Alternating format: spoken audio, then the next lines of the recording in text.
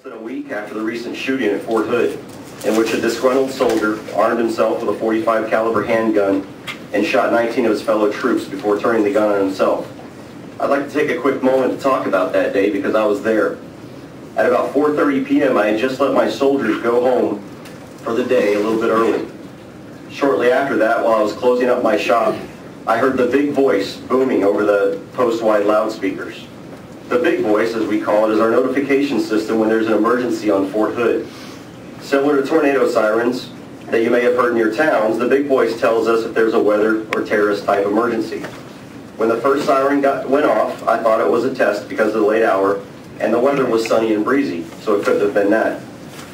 I moved closer to the window to listen to the message as it was repeated. Take shelter, take shelter, take shelter. Lock your doors and windows. Turn off your ventilation systems, heaters, and air conditioners. Take shelter, take shelter, take shelter. I heard this over and over again. I immediately began the process of getting accountability of my soldiers to make sure that they were safe and not affected. I had no idea where the shooting was taking place since the big voice doesn't give specifics. Everyone had ducked into the closest building near them and the post was put on lockdown. I then got a text from a buddy next to where the shooting was happening, telling me that his troops were trying to escape by jumping over a fence to get away. Soldiers running away from gunfire. Senator, soldiers aren't trained to run away from gunfire. We're trained to run towards gunfire. It is a shame when the very people who are trained to take out an armed attacker are unable to take out an armed attacker. My soldiers and I didn't know whether or not we had just locked ourselves in a building with a shooter. What if the people in our building, or one of the people in the building, was the shooter? As it happened in November 2009, when Major Nidal Hassan mowed down 30 soldiers unopposed because Fort Hood is a so-called gun-free zone. I've never felt more helpless in my life, and I was nowhere near the shooter. I felt no more safe or able to protect my soldiers that day than my fellow Texan Susanna Huff felt the day her parents were murdered 13 years ago. Have we learned nothing? When you disarm law-abiding citizens, you empower criminals, whether on the largest military installation in the country or the smallest convenience store in Texas. In 2012, after returning from Afghanistan, I took my family on vacation to visit several national parks in the Northwest. It was the best vacation of my life. We visited Yellowstone, Yosemite, Arches, and the Garden of the Gods national parks. We went through 7 different states over the course of our 2-week vacation, and every single one of them I was able to carry my sidearm openly or concealed. Yet when I returned home to the greatest state of them all, I had to hide my pistol as if I was ashamed of it. In 7 different states, what I was doing was perfectly legal and acceptable, but that same act, had I done it here, made me a criminal. Right now in America, 45 states allow some form of open carry, whether licensed or unlicensed. Of those 45, 30 are unlicensed open carry.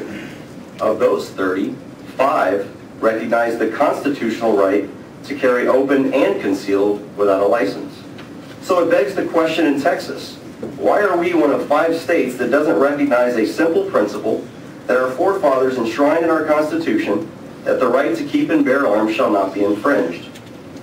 In fact, Texas laws against open carry put our gun rights on par with anti-gun states like Illinois, California, New York, as well as the District of Columbia. Is the home of the Alamo and Gonzales really content with being associated gun-wise with states from which people are flocking in droves because of their gun laws, only to be confronted with the reality that we aren't as gun-friendly as our reputation would suggest? As the current law stands, excuse me, let me skip that. If you can afford to pay the steep Texas tax on Second Amendment rights, then you have to walk on eggshells to keep your permit. The rules are oppressive against those that jump through the hoops for permission to defend themselves with a firearm. And God forbid you get charged with a Class B misdemeanor or higher while carrying a CHL.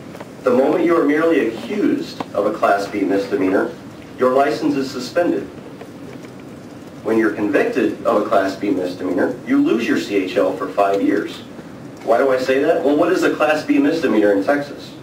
Highway racing, graffiti, using someone else's computer without their permission, disrupting a gathering through a verbal utterance, burning the Texas or American flag, getting a body piercing when you're under the influence of alcohol, tossing a lit cigarette on the road, burning the serial or removing the serial number from your boat, or blocking a sidewalk.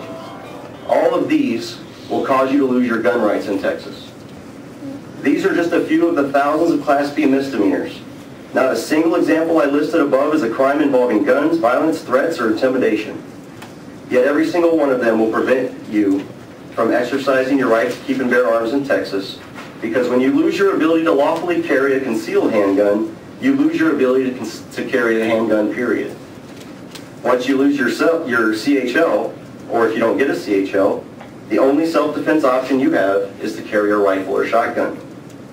If you're 18 to 20, you don't even have the option of asking to get a CHL. So your only option of self-defense is a rifle or shotgun. Last year, on a windy day in March, my son Chris and I set out in the process of earning his hiking merit badge. It was the only merit badge he needed to earn his Eagle Scout rank. The badge required that scouts complete 5 10-mile hikes and 2 25-mile hikes. Chris planned the route to begin and end at our home out in rural Temple, Texas. Because we live out in the country and we're surrounded by pastures and fields, I always carry a rifle or shotgun on me to deal with the wildlife that may be a threat to me or my family. The rest, shall we say, is history. Halfway through the hike, I was approached by a police officer who attempted to take my firearm without cause. I was breaking no law and harming no one. I wasn't carrying my firearm in a populated area or a sensitive area. I wasn't pointing at anyone or threatening at anyone. Yet I was arrested because I refused to voluntarily surrender my firearm when I wasn't breaking any laws. For the first time in my life, I was thrown in jail and had to pay a $2,500 fine or a bail just to earn my freedom. My case is currently under appeal. But this experience taught me something. It taught me that law enforcement and the general public were ignorant about Texas gun laws and guns in general. I've never broken a law before, and I never considered myself an activist until this moment. I've always been an advocate of gun rights, but this incident changed everything. I recognized that merely writing about gun rights wasn't getting us any closer to achieving gun rights. That's why I started the educational nonprofit Open Carry Texas, and our 501c3 status is pending right now. I started in July of last year. Our mission statement is fourfold. First, to educate Texans on the lawful carry openly of firearms. Second is to condition Texans to feel comfortable around the sight of firearms, and this is something that was brought up by committee members in previous questions. Third was to try and get legislation passed that recognized less restrictive gun rights. And finally, and most importantly, we want to foster a positive relationship with law enforcement to minimize these negative encounters that have happened around the state. My goal is simple. I wanted to ensure that no one ever had to endure what my son and I went through that day. Over the past 8 months, OCT has grown to over 12,000 members from every part of Texas. We've branched out into 34 local groups. We've conducted over 400 walks and rallies with tens of thousands of people participating. We span from El Paso to Beaumont, Harlingen to Amarillo, and all points in between. Everywhere we go, we make a concerted effort to be civil, kind, cordial, and approachable to the greatest extent possible. We want people to approach us and ask questions, which they do. When a private business allows us to enter their establishment, we are mindful that everyone is not comfortable around guns. We work hard to help them feel at ease. We smile, we converse, we eat, we pay, and we leave. Make no mistake, our laws are broken. It may come as a surprise to you that some people aren't used to seeing firearms, or it's probably not a surprise to you that some people aren't used to seeing firearms in their towns or neighborhoods and only know what the media wants them to know. Understandably, some of these people will call police and say that they're scared or alarmed, but we understand that. We expect that. In fact, one of the anti-gun hoplophobic groups testifying today, Moms Demand Action for Gun Sense in America, actually tell their members that if they see one of our members in public, to call the police and tell them they're alarmed. We talk about this relationship between law enforcement and the public. When law enforcement are responding to a call about something that isn't a fact, that creates a very tense situation for everybody involved. It's very dangerous. But yet Moms Demand Action tell their members to do that. They're trying to use the law against us, even though the law at least appears to obviously state that the violation isn't a result of how someone feels around the sight of a gun, but the intent with which the person is carrying the gun. And the problem with our laws in Texas, as that would appear, at least on its face, is that many of them violate our own state constitution. Section 23 states, every citizen shall have the right to keep and bear arms in the lawful defense of himself or the state, but the legislature shall have power by law to regulate the wearing of arms with a view to prevent crime, not with a view to prevent people from being offended. So in order to continue banning the open carry of pistols, members of this committee and the legislature as a whole must prove that banning the practice prevents crime in order for it to be constitutional. A recent scope... CJ, what are you doing there? Are we going to get the whole load? Or? No, I'm actually going to skip a lot of this. I just want to touch on two things, actually. I was going to skip right through this. Thank you. And get straight to open carry. By the way, let me just comment. I saw the video of your arrest, and I want to commend you for your calmness in a very tense situation. And it was, in my opinion, a horrible situation, but it could have escalated and gotten out of control a whole lot more than it did. And it's a day I'll never forget, Senator. well, it was distressing to everybody concerned. I know. Anyway, go ahead. I just want to address I wanted to address some of the questions you had before. The Washington Times, according to them, the murder rate for the first quarter of this year has been the lowest it's ever been in 50 years, thanks to the new concealed carry law passed in Illinois. In the first 3 months, homicides dropped to the fewest ever since 1958. Since Arizona passed its constitutional carry bill, meaning no license for open carry or unlicensed carry, the very next year, crime dropped 5%. Since that law has been passed, it's dropped 38.6%, or 36.8%. Excuse me, I had that backwards. Reported rapes were down, robberies declined, even motor vehicle theft was down 23%. Researcher Gary Kleck found that 92% of criminal attacks were deterred when a gun was merely shown. And Murdoch, I'm not going to give you the case law. I'll give this to you guys later. That's all boring stuff. Well, listen, you can give us written testimony. It goes into the record. Okay, I can just give this to you then, Senator. And what I'll do is I will just close and say Open Carry Texas is at the forefront in proving that there is nothing to fear and allowing our citizens to freely open carry their firearms. We are doing that now, and nobody's getting hurt. There's no threat or menace to society in allowing the open carry of firearms. There's no risk and no logical proven reason to continue the ban put in place as a result of the Jim Crow laws in the late 19th century. There's never been a better time than now. We have proven to the state of Texas that if people can not be threatened by the open carry of long arms, they're not going to be threatened by the open carry of pistols. I appreciate this opportunity. Thank you. All right. Thank you for your testimony.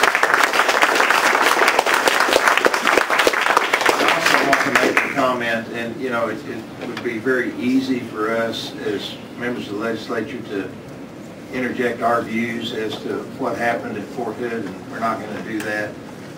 You know, the military can figure that out. You made some good points there, but we do. You know, 2 tragedies there is way too many, and we just thank you for your service to the country, and we just hope the Fort Hood family rallies together. Texas has really supported our community, and we appreciate that. I appreciate you. Are there any questions for CJ? Senators? Questions? Just Senator Dawson. I guess, you know, I'm Marine Corps Vietnam veteran, so I'm very familiar with guns and rifles. And I do have a license to carry this weapon. What is always somewhat ponder, I mean, what would I do in a situation, for example, that called for an armed citizen to come to the defense of victims who are unarmed and getting hurt? I don't know the answer, but I guess if police would show up, they might mistake me for the criminal instead of being the law-abiding citizen. If you open carry, don't you think there would be a higher risk for law enforcement to respond to certain situations? Be more That's a great question, Senator, and thank you also for your service. It's because of men like you that I'm able to still serve such a great country, so I appreciate that. But I guess I can just go back to fact. There's absolutely no data out there that says that the open carry of firearms makes you any more or less susceptible to being shot. I actually give our law enforcement a lot of credit. I believe that they're highly trained, and when they arrive on the scene, it's not that difficult to find out who the bad guy is. Either he's dead or he's probably firing, shooting at the police officer. Generally, the good guys are going to be firing with the police officers, if that even comes to it. But these kinds of things, generally by the time the police arrive, there's already a dead body or the person's gotten away. So there's, usually what we will do, most gun owners, is once the threat is gone, you reholster your weapon. You don't just keep it out there and keep waving it around so when the police get there, they don't know who the criminal is. Keep in mind, and of course, we have an unfortunate situation, but many times we have also police brutality or police abuses, but those are the exception and not necessarily the rule. So we cannot, I guess, sort of indict all law enforcement because you have some that maybe misinterpret the law or enforce the law incorrectly. And I guess what you're advocating is that as an example of your Second Amendment rights being violated. And to me, the way I read the Second Amendment, yes, we have the right to bear arms. I think government can set some parameters in terms of public policy. Do you not agree with that? To a degree, I do, Senator, but for the most part, I believe if there's no crime, or if there's no victim, there's no crime. That's a basic tenet of our law. And our law is very specific that in order to regulate the wearing of firearms, it must be with a view to prevent crime. And, as it relates to law enforcement, yes, we have had several incidents around the state. Thankfully, they only constitute about 1 or 2% of the engagements that we've had. Generally, law enforcement are very supportive of what we do. They understand what we do. We have proven that we're not a threat. We're very respectful. Hillary talked about in San Antonio yesterday, us protesting the police. We weren't protesting the police. We were protesting the actions of a police officer. I actually sat down with Captain Guzman on the west substation of San Antonio Police prior to our event, just before. We sat down for about a half an hour, explained what we were going to do. We had a very cordial conversation. We had our event, and then I went back inside the substation, spoke with Captain Guzman again, and we had a great conversation. I've spoken with Chief McManus about this issue. Anytime we have an issue where we feel that our rights are violated, we have a rally in support of that individual and against the actions of the police officer, not the police officer himself. And we support our law enforcement. They've got a difficult job to do. And that's why we try to work with them. But we're also not going to stand by and allow our rights to be violated without at least responding to it in a peaceful manner. One of the things when you talk about there's no victim, there's no crime. We do pass around, unfortunately, criminal statutes without any type of intent required. They become a tradition nationwide, and a lot of people get arrested for making a mistake and violating some statute that they didn't know anything about. But getting back to open carry, to me, I guess it's kind of hard to believe that we're going back to the Wild West and we can walk anywhere downtown, with our guns strapped on us and ready for action. Well, Senator, history, the Wild West is an image of movies. Back in the 1800s, people weren't going out shooting everybody and having these gunfights at the OK Corral. The reason that we know about the OK Corral and the reason we know about things like Newtown is because they're not regular events. They're not everyday events. These are things that happened and became a part of history. As a matter of fact, the fact that there were so many openly carried people in the Wild West is why there weren't as many crimes as there were. Texas was a relatively safe state until we passed these Reconstructionist laws that banned guns, because once we started cracking down on these things, all the gangs and everything were able to just run around unfettered. But the idea that just because we're going to carry an open firearm, we're going to act any differently than we carry a concealed firearm is just kind of a weird idea to me. It's kind of a weird mentality, because all that's separating me from carrying a concealed firearm and an open firearm is this little piece of cloth right here. There's no difference. I'm not going to act any different with an open firearm than I am a concealed firearm. But like right now, if this is how I dress and I've got a tucked in shirt, I have no way to carry a concealed firearm unless I carry a little itty bitty pea shooter that may just irritate my attacker. So I can't carry an effective firearm while I'm in like a business suit or whether during the summertime.